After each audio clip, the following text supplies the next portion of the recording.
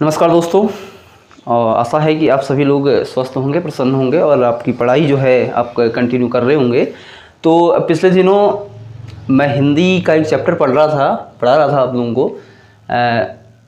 आपका स्टार्टिंग वाला वर्णमाला पढ़ा रहा था, तो उसमें कुछ अधूरा रह गया था। जैसे कि मैंने अभी तक आपको पढ़ा है कि वर्णमाला कहते किसे हैं और वर्ण कितने प्रकार के होते हैं वगैरह वगैरह चीज़ें। तो आपने बहुत बारीकी से उसको देखा होगा और पढ़ा होगा, अध्ययन किया होगा।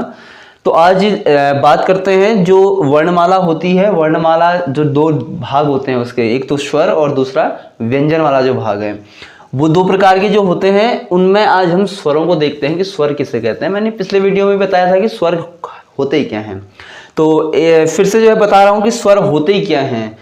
स्वर होते हैं जो स्वतंत्र रूप से बोले जाते हैं। ठीक हो गया। स्वतंत्र रूप से जो बोले जाते हैं वो स्वर कहलाते हैं। यानी कि स्वतंत्र कहने का मतलब है कि जिनको किसी अन्य वर्ण की आवश्यकता नहीं पड़ती है। जैसे हम लोग कोई वर्ण बोलते हैं तो उसमें अगर वो अपने आप में पूर्ण है, अपने आप में कंप्लीट है, उसको किसी दूसरे की ज़रूरत नहीं है, तो वो स्वर कहलाएगा। जैसे अ, ठीक हो गया। जब हम अ कहते हैं तो अ जो है अपने आप में पूर्ण है, स्वतंत्र है, इसको दूसरे की ज़रूरत नहीं है।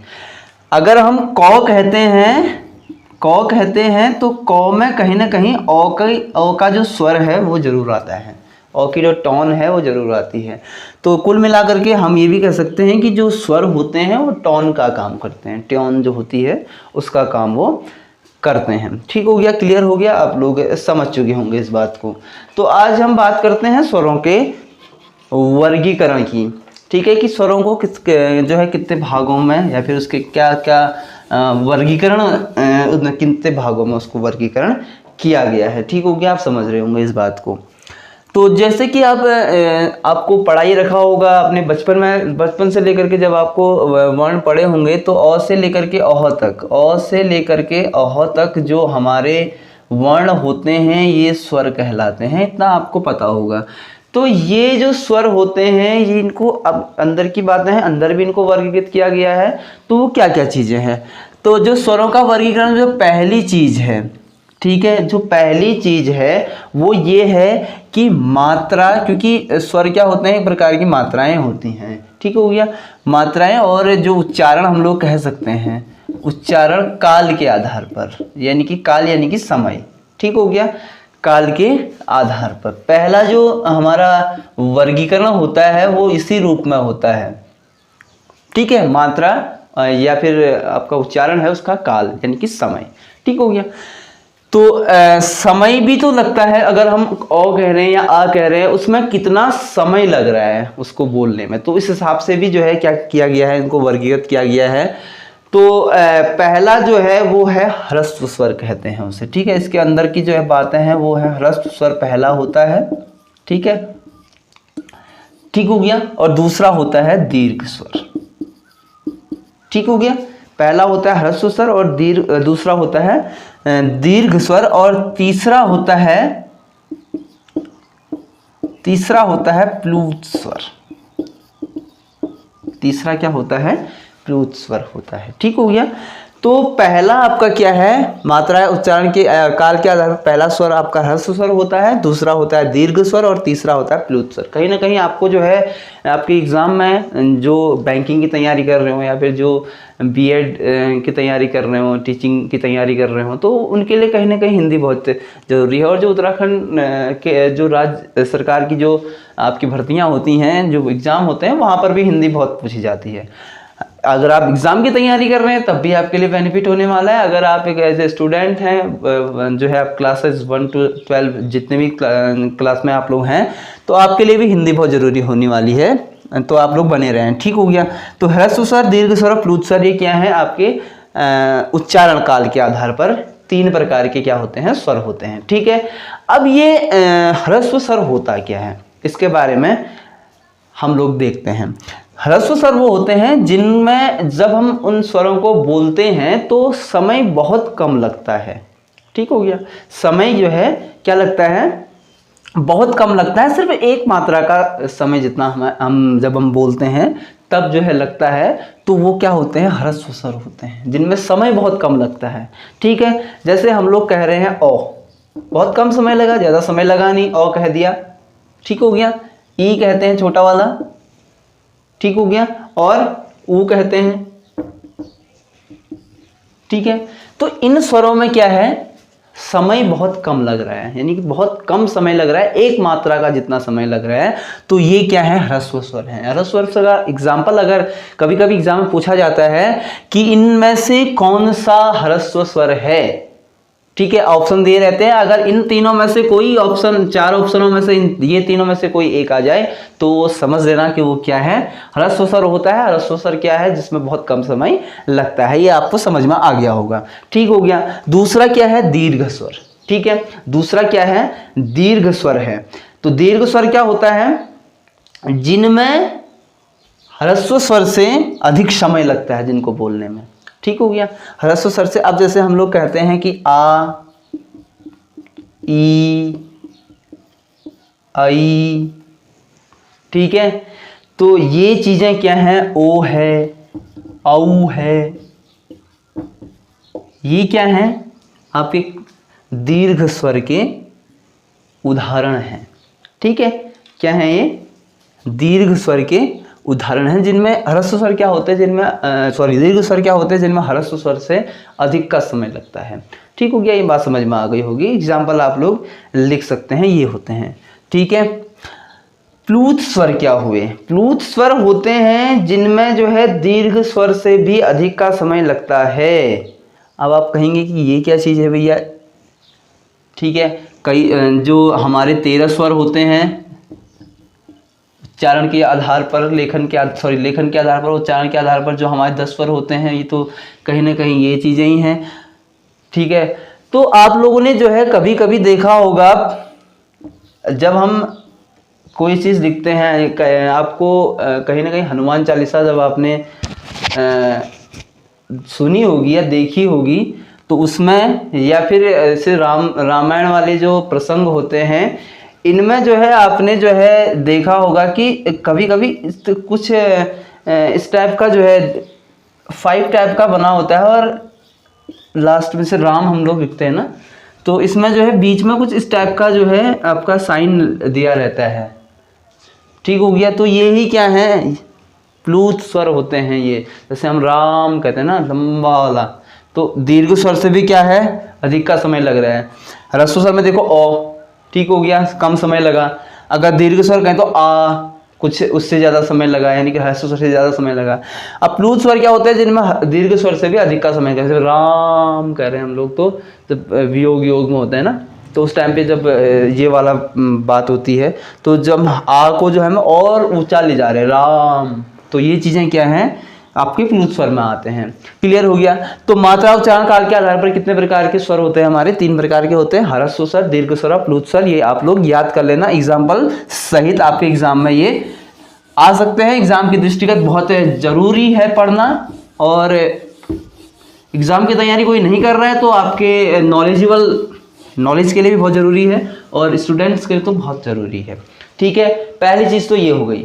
दूसरी चीज़ है कि जीभ के प्रयोग के आधार पर, ठीक है, जीभ के प्रयोग के आधार पर,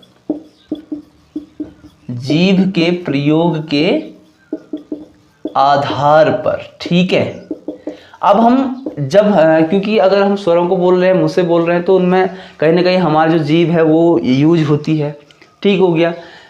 तो उसके प्रयोग के आधार पर भी क्या है, कुछ स्वर होते हैं, जैसे कि अब हम देखते हैं, पहला होता है अग्र स्वर, ठीक है, अग्र स्वर पहली चीज है जीभ के प्रयोग के आधार पर, ठीक है। अब अग्र स्वर क्या होता है, अग्र स्वर वो होता है जिसमें जिस स्वर को बोलने में हमारा जीभ का आगे वाला हिस्सा प्रयोग में लाया जाता है, ठीक है, ठीक हो गया, समझ में आ गई बात। अग्र स्वर क्या हुआ है, जब हम कोई स्वर बोलते हैं तो अगर उसमें आगे जो जीभ का अग्र भाग लगता है तो वही क्या होते हैं, हमारे अग्र स्वर होते हैं, ठीक हो गया। जैसे हम लोग कह रहे हैं ई, छोटा वाला भी बड़ा वाला भी, ए और ऐ। कहीं ना कहीं अगर आप लोग इनको बोलेंगे तो आपको जीभ का जो है आपका जो आगे अग्रभाग है वो प्रयोग में होगा। ठीक है, तो अग्रस्वर क्या होते हैं, जो जो जीभ का अग्रभाग लगता है जहाँ पे। ठीक हो गया। और दूसरी चीज क्या है, मध्य स्वर। ठीक है, दूसरा क्या है, मध्य स्वर। यानी कि इसको याद करना बहुत ईजी है। जीभ के भाग में अग्र यानी कि जीभ का आगे वाला हिस्सा काम में आ रहा है, और मध्य स्वर में आपका जो मिडिल वाला भाग है, आपके जीभ का मध्य भाग है, वो आपका काम में आएगा। ठीक है, ठीक हो गया। जैसे ओ, जैसे ओ अगर देखेंगे तो जीभ का कहीं ना कहीं मध्य भाग जो है आपका यूज में आएगा। ठीक है, और तीसरा होता है पश्च स्वर। तीसरा क्या होता है, पश्च स्वर। ठीक है, तो स्वाभाविक है, पश्च मतलब पीछे।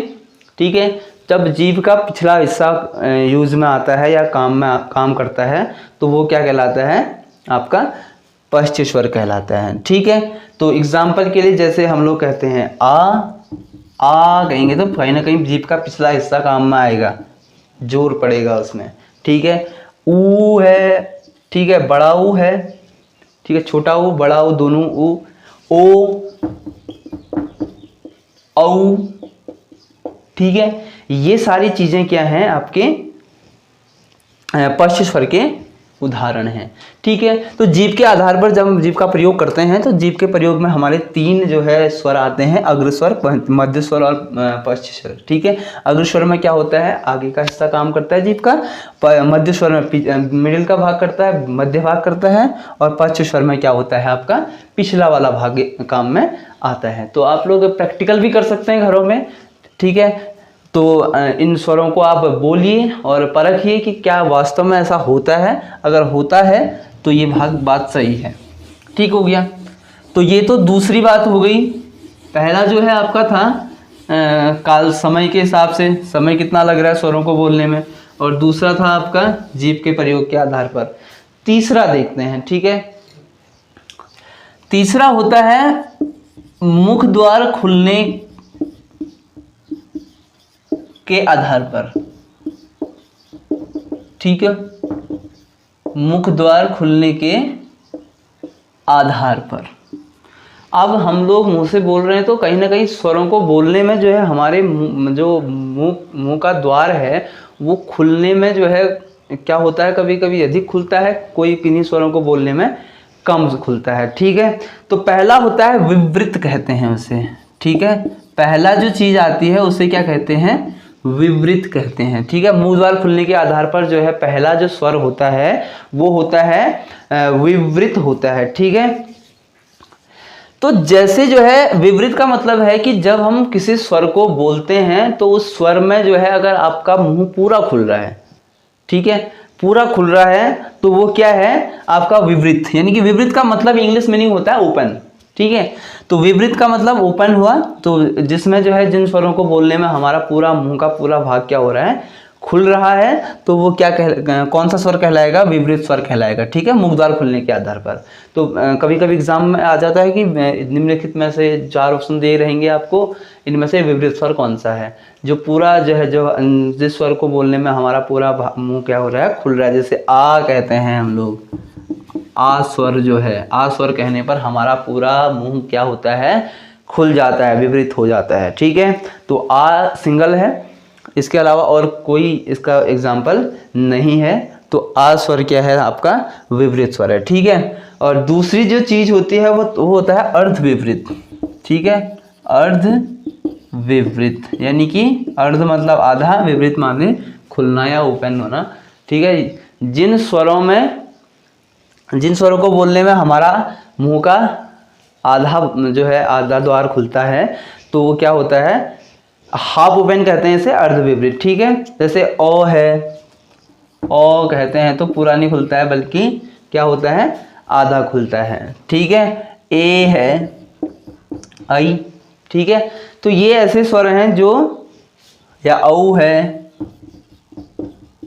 ठीक है, तो ये चीजें क्या हैं आपकी, अर्ध विवृत स्वर कहलाते हैं, ठीक है। और जो तीसरा होता है वो होता है संवृत, ठीक है। तीसरा जो है क्या चीज होती है, संवृत होती है, ठीक है। अब संवृत क्या चीज हुई, संवृत होती है कि जब हम किसी स्वर को बोलते हैं तो उनमें लगभग हमारा मुख द्वार क्या होता है, बंद रहता है, लगभग। अब हल्का फुल्का तो खुलेगा ही, मतलब ज्यादातर हिस्सा जो है क्या होता है, बंद रहता है। ऐसे स्वर क्या कहलाते हैं, संवृत स्वर कहलाते हैं। ठीक हो गया, ठीक हो गया ना। संवृत यानी कि बिल्कुल क्लोज कह सकते हैं संवृत को हम लोग, ठीक है। एग्जाम्पल है जैसे ई कहते हैं, ई हो गया छोटा वाला, बड़ा वाला ई, ठीक है। कहीं ना कहीं आप देखोगे तो अधिकतर भाग क्या होता है आपका, बंद होता है। ऊ कहते हैं तो अधिकतर भाग बंद रहता है, बड़ा ऊ कहेंगे तो तब भी जो है क्या होता है, हमारा अधिकतर भाग जो है बंद रहता है। तो मुख द्वार खुलने के आधार पर भी क्या होते हैं, 3 प्रकार के स्वर होते हैं, विवृत, अर्धविवृत और संवृत। ठीक हो गया, ये आपको समझ में आ गया होगा। इसके बाद जो है चौथा जो हिस्सा होता है हमारा, चौथा वर्गीकरण है वो है आपका होंठों के हिसाब से, ठीक है। क्योंकि कहीं ना कहीं हमारे होंठ भी जो है स्वरों को बोलने में लगते हैं, ठीक है। तो ये हो सकता है कि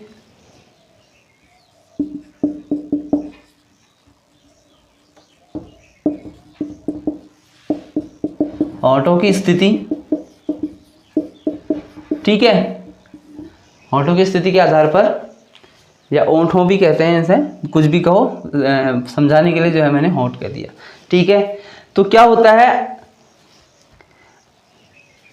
पहला जो चीज है, पहली चीज जो आपकी जो है आती है इसमें, वो आती है आपकी अवृतमुखी, ठीक है। याद रखना इन चीजों को, अवृतमुखी पहली जो चीज है वो क्या है, अवृतमुखी है, ठीक है। या फिर जिन स्वरों के उच्चारण में ओंठ वृत्तमुखी या गोलाकार नहीं होते हैं, ठीक है। होंठों की जो स्थिति होती है जब हम उन स्वरों को बोलते हैं तो कहीं ना कहीं वो क्या होते हैं, गोलाकार नहीं होते हैं वो, ठीक है। अवृतमुखी उन्हें कहते हैं, ठीक है। ठीक हो गया। वृत्तमुखी यानी कि वृत्त कैसा होता है आपका, यूं होता है वृत्त, गोल, ठीक हो गया। तो ऐसे जो है होंठ नहीं होते हैं, जैसे हम ओ कहते हैं ना, तो वो कहीं ना कहीं गोलाकार नहीं होते हैं, ठीक है। या फिर आ कह दिया हमने, ठीक है, एग्जाम्पल्स हैं ये इसके जो है। या फिर ई कह दिया, ई कहने पर या बड़ा ई कहेंगे तब भी जो है हमारा जो है गोलाकार नहीं होगा होंठों की स्थिति, ठीक है। या फिर हम ए कहें या आई कहें तब भी जो है आपका जो है जो मुख द्वार है, जो होंठों की स्थिति है वो गोलाकार नहीं होती है, ठीक है। पहला तो है आवृतमुखी, ठीक है। दूसरा है वृत्तमुखी, ठीक है, वृत्तमुखी। आप लोग ना ऐसे भी याद कर सकते हैं, जैसे वृत्तमुखी का मतलब है कि अवृतमुखी, अ मतलब नहीं, वृत्त माने आप समझ चुके हैं वृत्त क्या होता है, ठीक है। मैथमेटिक्स आप लोग आपने पढ़ी होगी, तो अगर आप नहीं पढ़ते हैं तो आप इस चैनल के माध्यम से वो भी पढ़ सकते हैं जिनको मैथ्स की जानकारी थोड़ी सी कम है। तो दूसरा है वृत्तमुखी, यानी कि वृत्त के आकार का मुख जिसमें बनता है जिन स्वरों को बोलने में, ठीक हो गया। ऐसे आप समझ सकते हैं, जैसे हम लोग छोटा ऊ और बड़ा ऊ बोलते हैं तो इसमें जो हमारे होंठों की स्थिति होती है वो बिल्कुल क्या हो जाती है, वृत्ताकार हो जाती है, ठीक हो गया। या फिर हम लोग ओ कहते हैं या औ कहते हैं, तो इनमें भी क्या होता है आपका जो वृत्त की सॉरी जो स्वरों की स्थिति होती है या होंठों की स्थिति जो होती है वो वृत्ताकार बन जाती है, ठीक हो गया। तो ये जो चीज तो रही आपकी जो है, इसमें 2 ही चीजें होती हैं होंठों की स्थिति पर, जो हमारे ओंठ होते हैं उनकी स्थिति के आधार पर जो है सिर्फ 2 प्रकार के आपके स्वर होते हैं, एक अवृतमुखी और दूसरा वृत्तमुखी, ठीक हो गया। ये कहीं ना कहीं आपको समझ में आ गया होगा। अगला जो वर्गीकरण है वो है हवा के नाक व मुंह से निकलने के आधार पर, यानी कि जब जो है हम लोग कोई स्वर बोलते हैं तो कुछ स्वर ऐसे होते हैं जिनको बोलने में नाक से भी जो है क्या आती है, हवा जो है बाहर निकलती है, मुंह से भी निकलती है, ठीक है। इनके आधार पर भी 2 प्रकार के हमारे क्या होते हैं, स्वर होते हैं। एक तो कहते हैं निर्नुनासिक या फिर मौखिक स्वर और दूसरा होता है अनुनासिक, ठीक है। निरनुनासिक या मौखिक स्वर होते हैं वो जिनमें जो है जो हवा का प्रवाह है वो केवल मुंह से निकलती है, ठीक है, नाक से नहीं निकलती बल्कि मुंह से निकलती है, वो होते हैं निरनुनासिक या मौखिक स्वर। जैसे हम लोग अ आ ई कहते हैं या और भी जो है, ठीक है। तो इनको बोलने में जो है क्या होता है, जो हवा का प्रवाह है वो सिर्फ किससे निकलता है, मुंह से निकलता है, ठीक हो गया। वो होते हैं निरनुनासिक या मौखिक स्वर। अनुनासिक स्वर वो होते हैं जिनमें जो है हवा का जो प्रवाह है, हवा जो निकलती है वो मुंह के साथ साथ नाक से भी निकलती है। जैसे हम लोग या फिर यानी कि कुल मिलाकर के जब किसी स्वर में ऊपर क्या चंद्रबिंदु जो है ऐड हो जाता है तो इसमें क्या होता है, मुंह और नाक दोनों से जो है क्या निकलती है, हवा निकलती है, ठीक हो गया। तो दो प्रकार के होते हैं हवा का जो है नाक व मुंह से निकलने के आधार पर, ठीक हो गया। तो इसके बाद जो है जो अंतिम है वो है प्राणत्व के आधार पर, ठीक है। अंतिम जो वर्गीकरण है वो है प्राणत्व के आधार पर, ठीक है। प्राणत्व यानी कि प्राणत्व का मतलब होता है प्राणत्व के आधार पर भी स्वरों का वर्गीकरण होता है, ठीक हो गया। प्राणत्व होता है, प्राणत्व का मतलब होता है आपका वायु से है, हवा से है, ठीक है, हवा से है प्राणत्व का मतलब, ठीक है। तो जो सारे स्वर होते हैं अ से लेकर के अह तक के जितने भी स्वर हैं वो सारे जो है अल्प प्राण होते हैं, ठीक है, अल्प प्राण होते हैं, क्लियर हो गया, ठीक है। जो सारे स्वर क्या होते हैं, अल्प प्राण होते हैं। अल्प प्राण मतलब कि जिनमें जो है हवा जो है सूक्ष्म मात्रा में निकलती है, ठीक हो गया। वो सारी अ से लेकर के अह तक अगर हम लोग स्वरों को बोलेंगे तो क्या होगा, अ आ ई कम जो है वायु जो है अल्प मात्रा में मुंह से निकलती है। तो सारे जो प्राणत्व के आधार पर जो है सारे स्वर क्या होते हैं, अल्प प्राण होते हैं, ठीक हो गया। तो आशा करता हूँ कि आपको आज का जो टॉपिक था स्वरों का वर्गीकरण, स्वरों का जो पार्ट था ये आपको समझ में आया होगा। तो इसके बाद अगला जो है व्यंजन का अगली वीडियो में आप लोग देखेंगे। तो आपको आशा करता हूँ कि आपको समझ में आ गया होगा। तो बाकी अगर आपके जो भी डाउट्स हैं, जो भी आपको समझ में ना आया हो, आप कमेंट के माध्यम से हम तक पहुँचा सकते हैं। तो आप जो ज़रूर विजिट कीजिए, हाँ, चैनल को लाइक शेयर सब्सक्राइब कमेंट जरूर कीजिए और जुड़िए हमारे साथ स्टडी को एक नया रूप देने के लिए। बहुत बहुत धन्यवाद।